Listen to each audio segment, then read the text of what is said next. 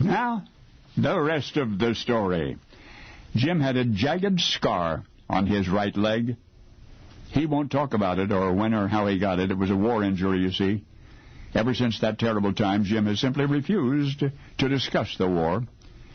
What we know of Jim's combat experience we've learned from his brother and his longtime friends.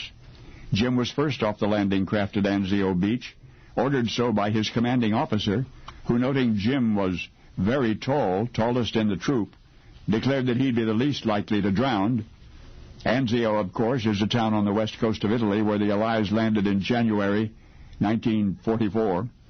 Anyway, there was an Italian farmhouse in which a German machine gun nest was harbored, and Jim was in the patrol that had been sent to knock it out. He would never forget walking up the outside stairs and the awful suspense, wondering if the next moment would be his last, then the hand-to-hand fight with the Germans, and there was that dreadful moment in the middle of the later battle when Jim was shot in the right leg. The force of the bullet knocked him backward into a stream.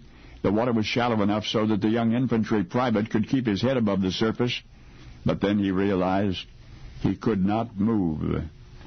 On his back with the icy water rushing over him, an uneventful life rushed through his brain like a speeded-up newsreel, a life which had barely begun. There he was singing in the church choir back in hometown Minneapolis. There he was in the middle of his freshman year at Beloit College in Wisconsin, staring at his draft notice, trying to imagine the adventures which lay before him. And so they flickered back and forth, the dead memories and the living nightmare and the icy water rushing madly on. 18 hours would pass before the medics found Jim in that frigid stream.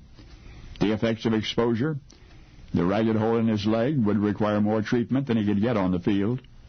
So Jim was taken to a hospital, and there he stayed for almost a year.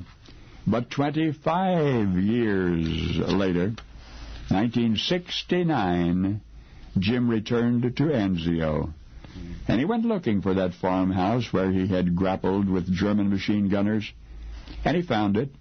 He even searched for the battlefield where he'd been wounded those long years before. He could not find that, but it had stayed with him. I mean, Jim carried that battle with him wherever he went, and he does even to this day. You see, the entertainment industry, movies, television, honors even still the actor, infantry private Jim became, James Arness. James Arness, of course you remember him. The long-running TV series Gunsmoke. In particular, I'll bet you'll recall that distinctive rolling stride of Marshal Matt Dillon as he stalked down Main Street with his hand on his holstered 6-gun. Well, that Jim Arness came home from that war with that subtle swagger, as somebody once called it. A subtle swagger turned out to be a real cowboy's gait, created by a German bullet. And though publicly he never talked about it, the world saw it, and you and I saw it, and we will remember forever in reruns the rest of the story.